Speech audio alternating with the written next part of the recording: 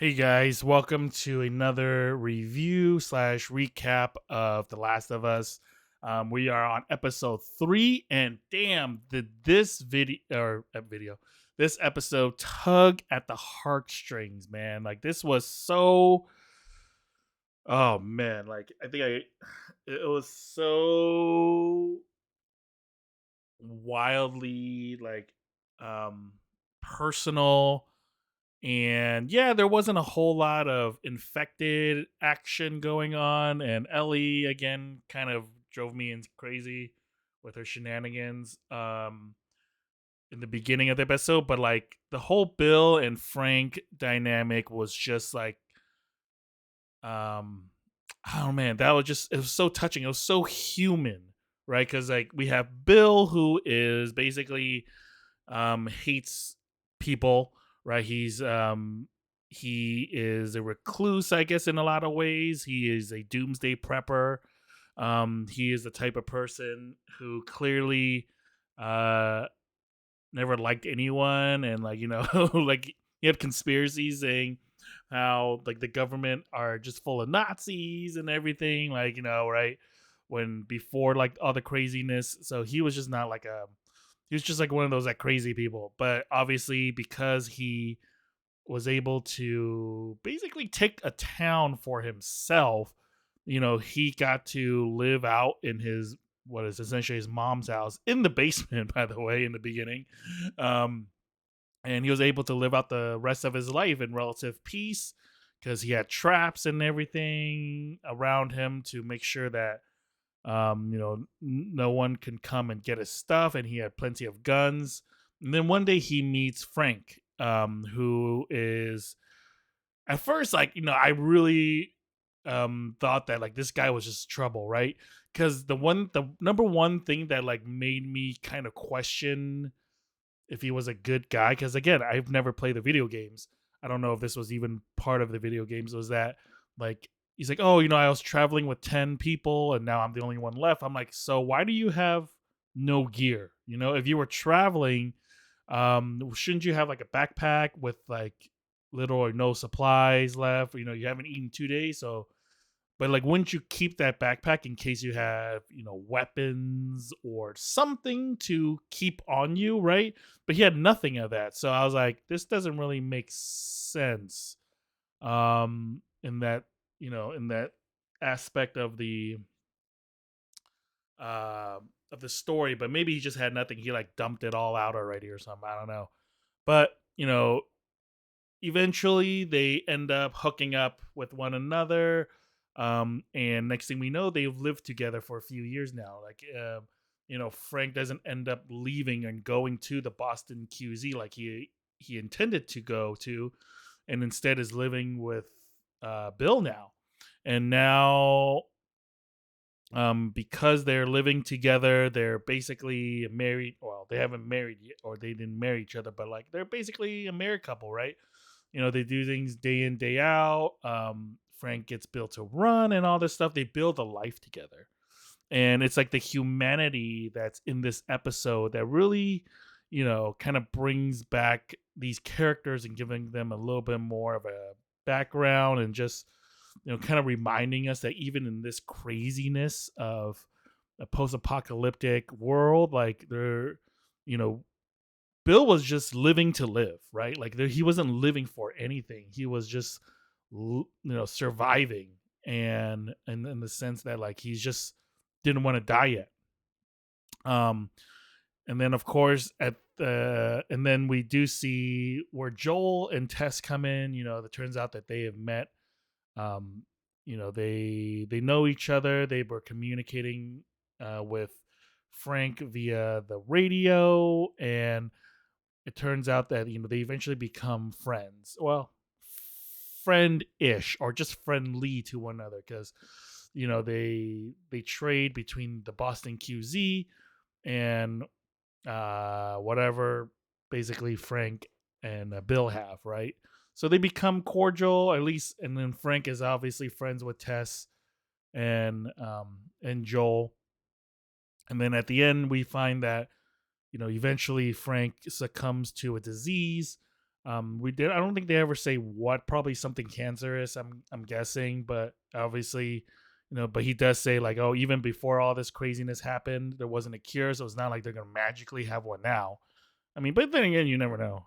Maybe they in trying to cure the disease or like the infected, they find a cures for other stuff, right? But obviously, like society has virtually collapsed, and it's all run by like the fascist Fedra, right? So it's not really going to go their way.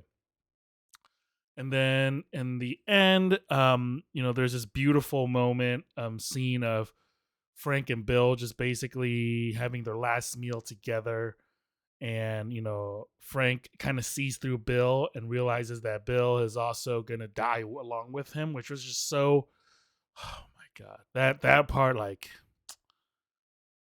if you didn't, I mean, I'm not saying you should have cried, but like, if you didn't have some like shred of just like, oh my God, this is so like depressing.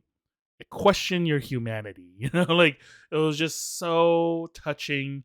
And then, eventually it goes back to modern day where Joe and Ellie show up.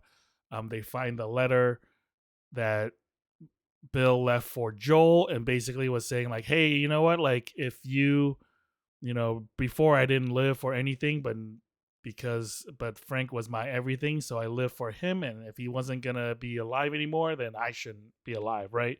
So they both off themselves, which was beautiful, but, also sad. This is one of the saddest moments. And then even sadder was the fact that, Bill wrote about how, Joel should take everything that they have and take care of Tess, which, oh man, that was part was even worse. Because I'm sure for Joel, like, even though he wasn't romantically, well, at least I think Tess wanted to be romantically involved with Joe, but Joel was definitely not as into it.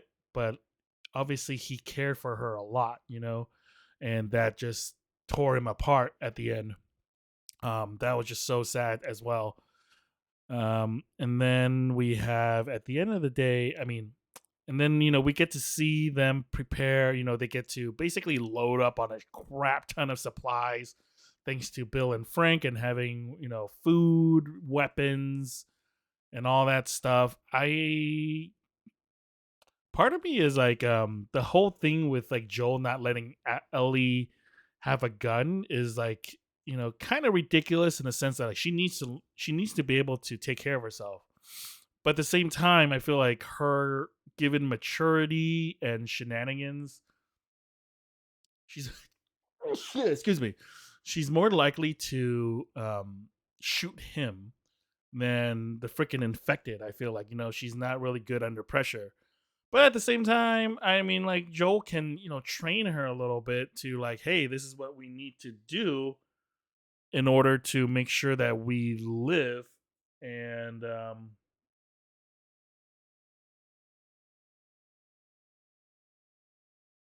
fuck, sorry. In order so that we can survive, right? Um, but anyways, but she ends up taking a gun anyways, which I get a feeling will either help them or hurt them in a way where it's like, you know, they're backed up in the corner and Ellie's the only one with the gun and Joel realizes like, oh, maybe you should have a gun. Or it's gonna somehow shoot themselves in the foot or something. I don't know. But it was kind of interesting though. The one part that I found very interesting was when she gets into the car and she's like a kid in a toy store. Cause like at this point in her life, she's never, her whole life has been grown up in this post-apocalyptic world, so she's never really been in a car, she's never been in a plane, she's never been like, her life has no resemblance of what we understand as modern society right now, or even back then in 2000, in the 2000 early 2020s, or we're still in the early 2020s, but the 2010s and stuff, right. So like her, she doesn't know what, when Joel's like, "Oh, put on your seatbelt." She's like, "What the hell are you talking about? What the hell is a seatbelt?" She doesn't realize that's the strap on the side of the car. And I thought those like little additions, or I don't know if they're in the game again, but like I thought those were like kind of clever, um, add-in, so to say, of just how what Joel remember. Obviously Joel was alive pre-pandemic, or the apocalypse, the infected apocalypse, whereas Ellie wasn't. So she doesn't understand, or she doesn't. A lot of the stuff that Joel seems takes as completely normal is completely foreign to Ellie, and it's like a life that she's never known, which is kind of crazy when you think about it, right? Like people who have just never, who just don't understand these like things, right? But anyways, I thought this was a great episode. I'm really excited for what comes next, because this show is just like, it's just so good right now. Like the writers are really doing a great job of just playing out the story. Again, like Ellie, sure, she just drives me crazy. Like in the beginning of this episode, where she hops into that dark space without telling Joel, is like, yeah, this seems like a good idea. Like how, I mean, I don't know, like the stuff she does is like how people get killed in all horror movies, and and even when she's up close and personal with that infected, it's like, stay away from that thing. Why are you getting so close? And then, she just kind of like plays with it and like cuts, the forehead open just to see like the fungus growing, that's like growing underneath the skin and all that stuff. And I'm like, what is wrong with this girl? Like, she is like kind of twisted in a lot of ways, but but we'll see how she turns out, I guess, in the next few episodes. Because again, I don't know what happens to her, but I'm very curious to what will happen in the next few episodes. But overall, great episode. Had a lot of fun. Let me know what you guys think of episode 4 or episode 3, I should say, and everything up so far, up until, or this show so far. So, anyways, thank you guys for watching. Appreciate it. Hope you guys are having a great week, and I'll see you guys next week.